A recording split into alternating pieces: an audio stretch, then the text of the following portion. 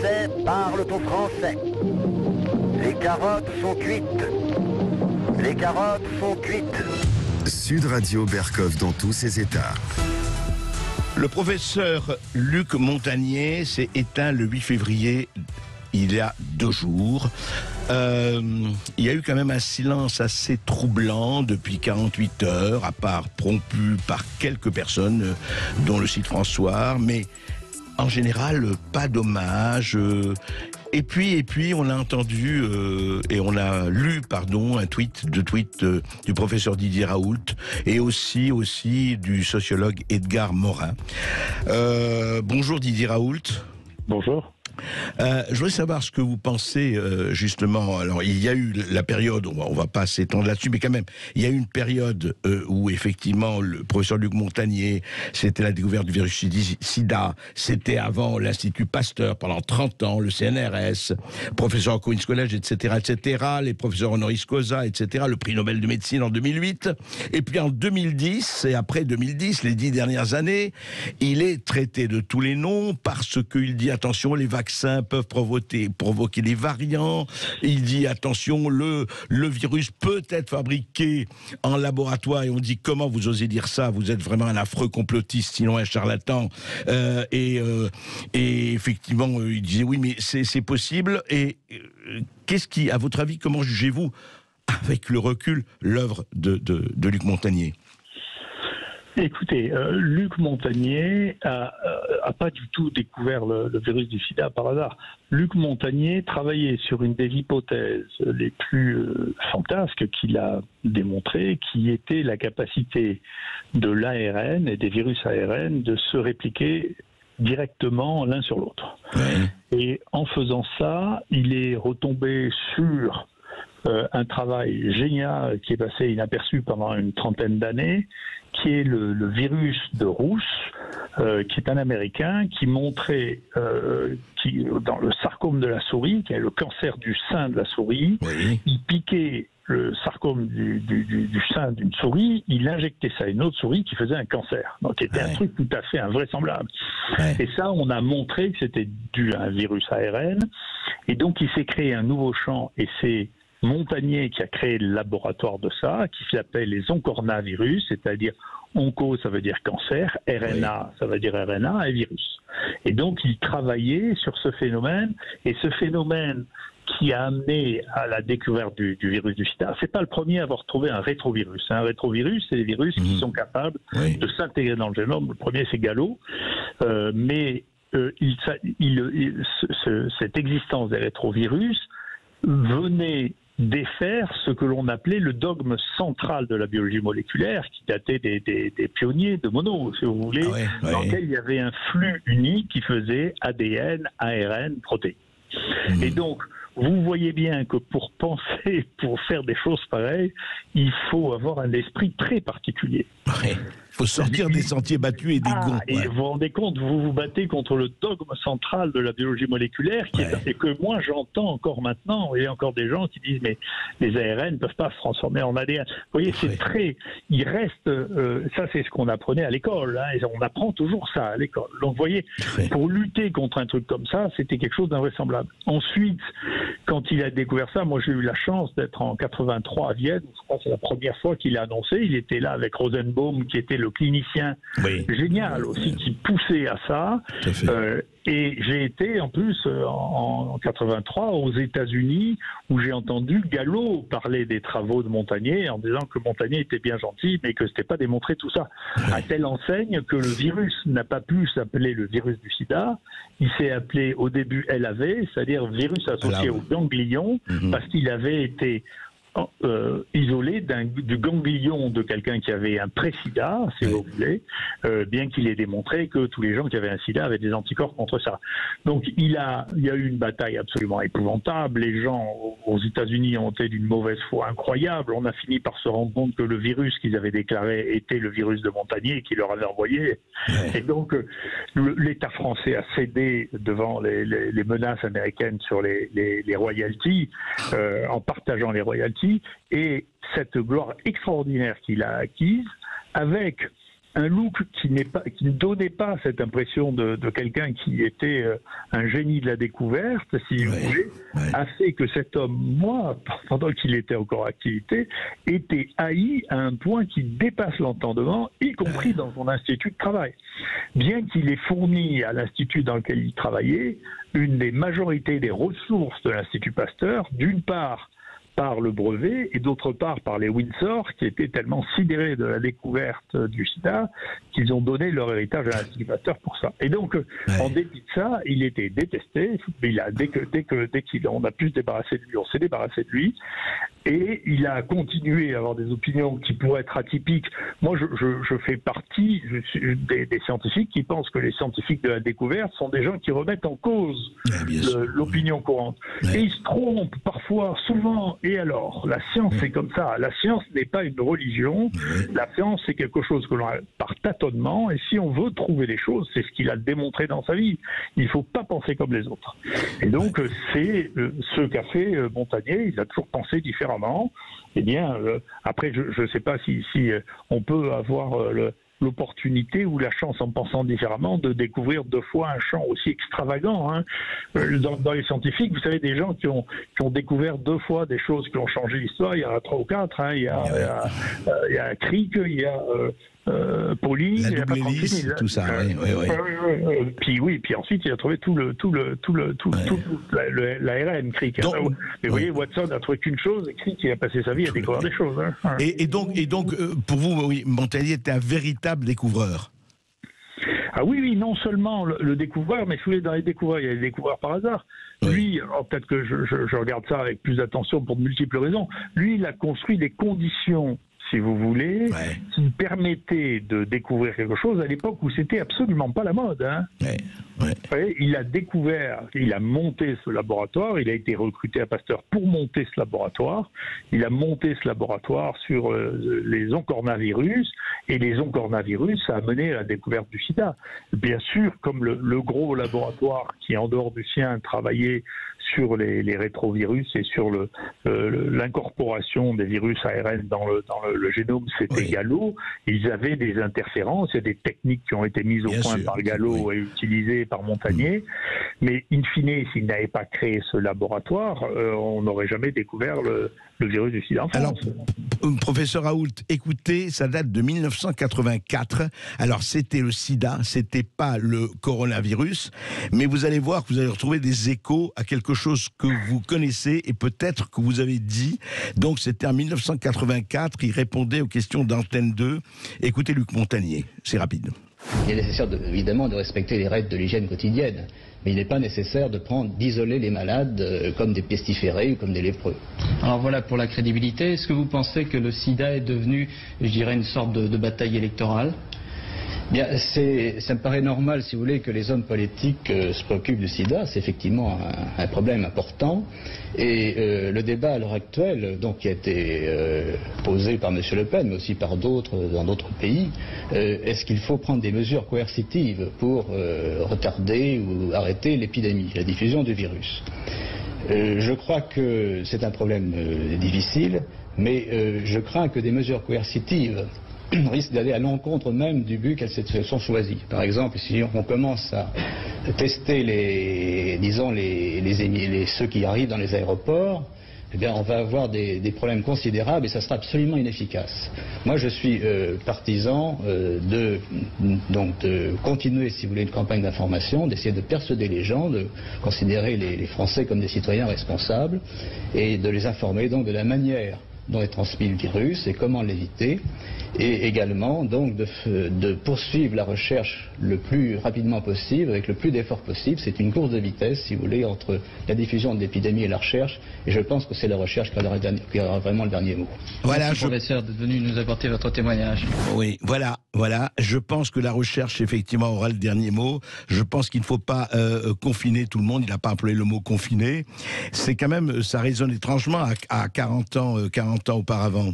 professeur Raoult. Ah oui, c'est magnifique. Moi, je peux vous dire, il se trouve que peu de gens savent ça. Mais d'abord, vous trouverez ce que je pensais de cette époque.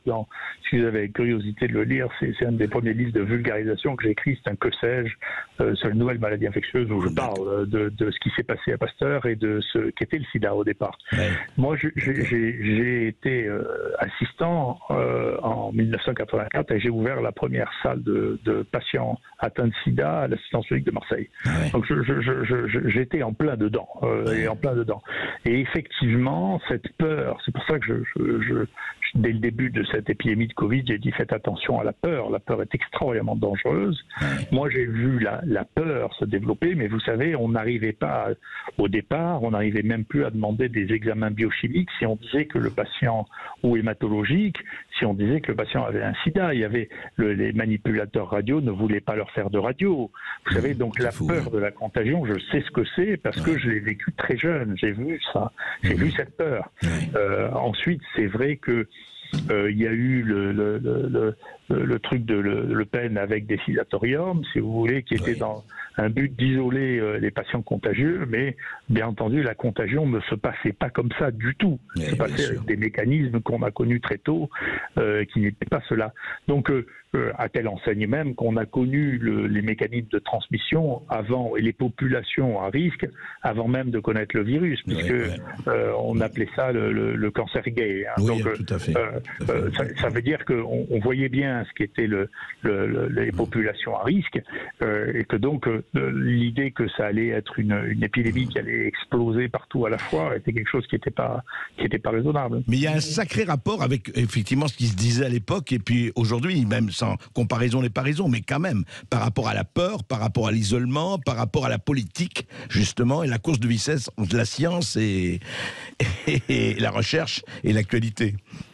Si vous voulez, il y a un fond on est une société qui est de plus en plus craintive, probablement parce que le degré de la peur est inversement proportionnel au risque. Et ça, c'est la même chose que Tocqueville disait, c'est à propos des inégalités, c'est moins il y a d'inégalités, moins elles sont supportables. Donc, c'est pareil pour le risque. Moins il y a de risques, plus le risque est insupportable. C'est comme ça, c'est probablement la nature humaine.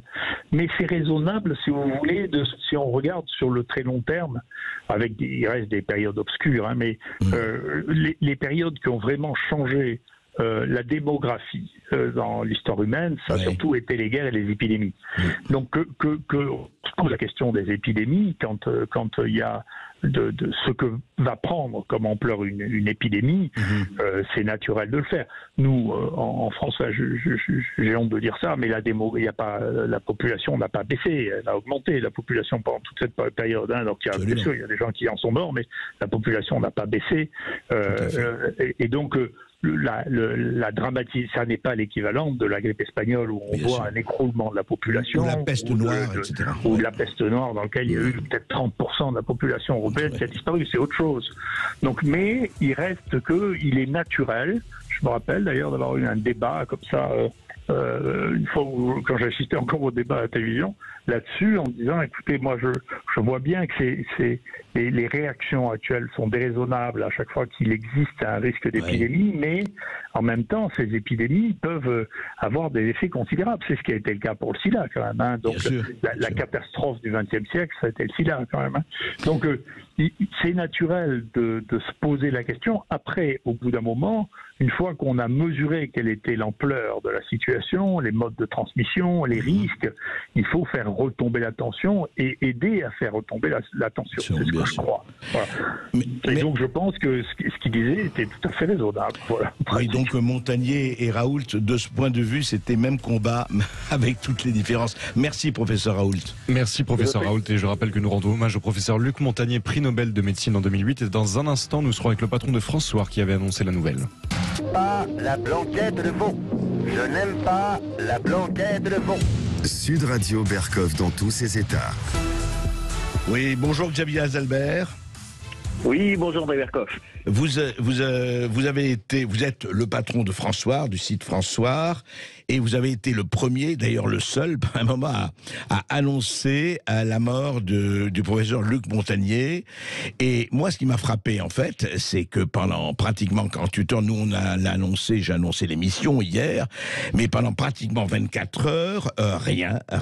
Et en plus, pas un hommage officiel, pas une déclaration d'un président de la République, d'un Premier ministre, d'un politique, sur quelqu'un qui a été quand même, effectivement, et vous avez entendu ce que disait Didier Raoult il y a quelques minutes, qui a été un découvreur, et non seulement un découvreur, mais quelqu'un qui pensait autrement, qui est sorti des sentiers battus, alors que la doxa, à propos de l'ARN, etc., était celle qu'on connaît, elle est encore enseignée, et qui est parti, et c'est ça la science, et c'est ça les découvreurs, ce sont les découvreurs, ils changent effectivement, ils quittent les sentiers battus, ils quittent les balises, et ils font ce qu'ils font, et ce qu'a fait Luc Montagnier. Mais alors, Xavier Azalbert, effectivement, depuis 2010, alors ça a été l'avalanche, avant c'était prix Nobel, 2008, ça a été, je rappelle très rapidement, CNRS, professeur à l'Institut Pasteur pendant 30 ans, créant l'unité d'oncologie virale, puis professeur parce qu'on leur a dit, alors ça c'est très bien, alors j'adore les lois françaises et la doxa, à 65 ans évidemment vous n'êtes plus capable de rien, donc mise à la retraite de l'Institut Pasteur, il est pris au professeur au Queen's College de New York, vous voyez les Américains ne pensent pas à ce qu'au fait qu'à 65 ans vous n'êtes plus bon à rien,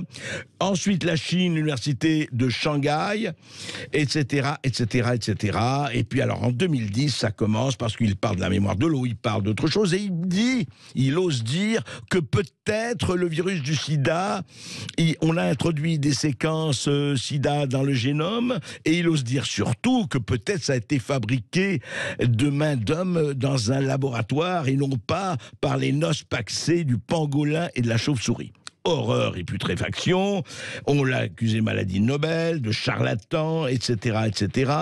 C'est l'arrêt de mort scientifique, c'est un long naufrage, on se rappelle tout ce qu'on disait sur lui. Alors Xavier Azalbert, c'est ça qu'on va garder de Luc Montagnier ? Mais j'espère qu'on va garder ce que nous vient de nous énoncer le professeur Raoult, c'est-à-dire la mémoire de quelqu'un qui avait des présciences, qui était capable de sortir des sentiers battus, comme vous venez de le dire, de sortir de la virologie, de sortir de la biologie pour utiliser les mathématiques comme il l'a fait avec le mathématicien Jean-Claude Pérez et essayer de calculer la probabilité qu'il y ait des insertions du virus du sida dans le SARS-CoV-2 pour arriver à une probabilité qui était tellement élevée que l'origine naturelle pour eux était infinitésimale, ce qui lui a valu d'être, on va dire, traité de complotiste, d'être vilipendé. Oui.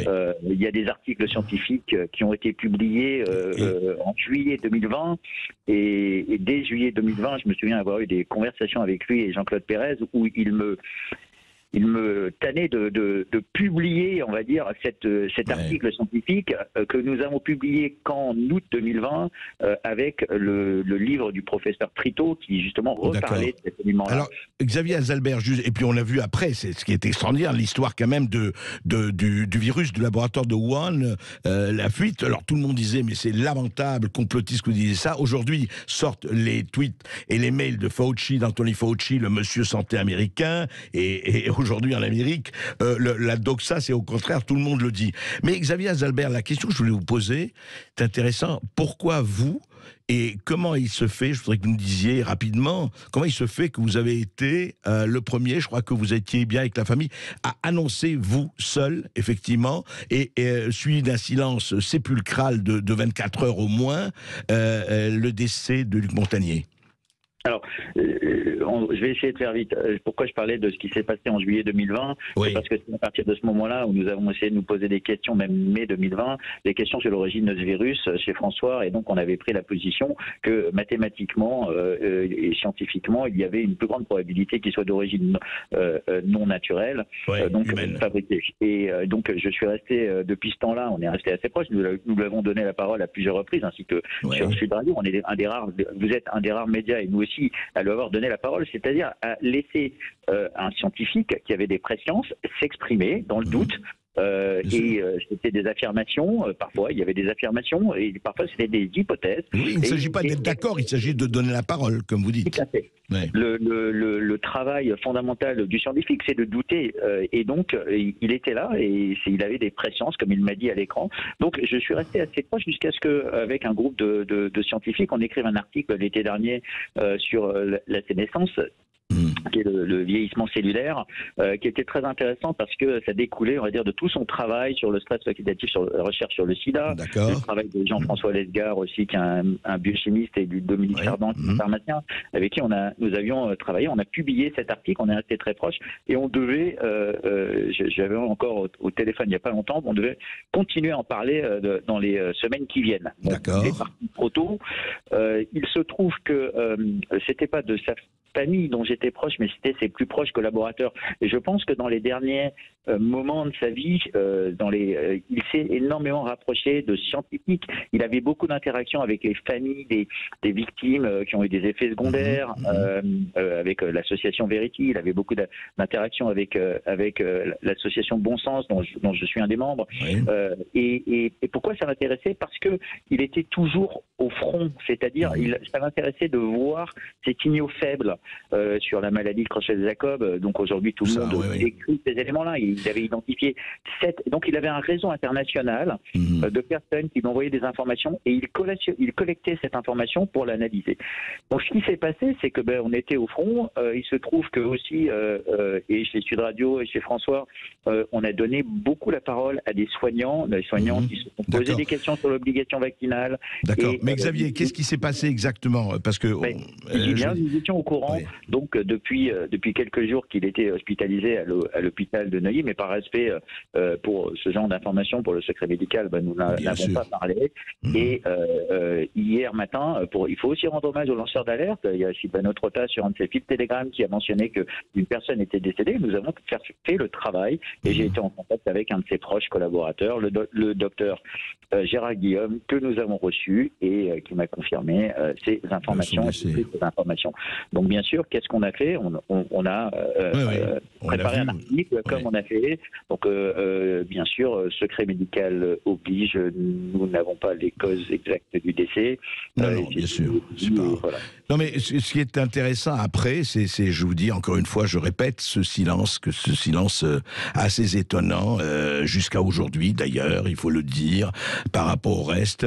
En tout cas, je crois que effectivement, Xavier Azalbert, je crois que vraiment c'est le rôle, moi je le dis toujours et je radote là-dessus, le rôle d'un journal, d'un média, ce n'est pas d'avoir réponse à tout, personne n'a réponse à tout, mais je le répète, c'est d'avoir question à tout. Et le rôle d'un savant, c'est ce que disait Didier Raoult, c'est ce que disent tous les savants, c'est effectivement de chercher en dehors des passages cloutés. Merci à vous. Voilà, merci beaucoup André. Merci Xavier Azalbert, je rappelle que vous êtes directeur de publication de France Soir, et ne faites pas silence, appelez-nous au 0826 300 300 si vous voulez rendre hommage au professeur Montagnier.